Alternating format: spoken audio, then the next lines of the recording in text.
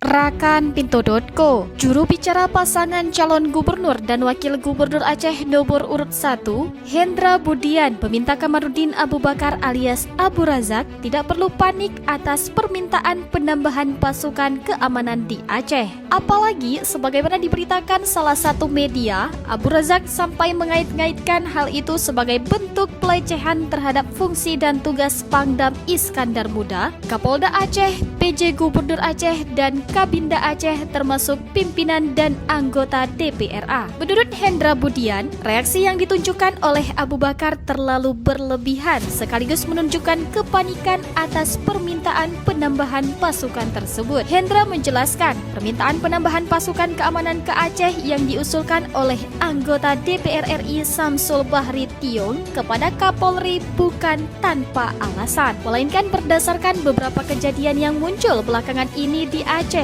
termasuk kejadian terbaru pengeroyokan ketua tim ses pemenangan calon bupati dan wakil bupati PD nomor urut 1.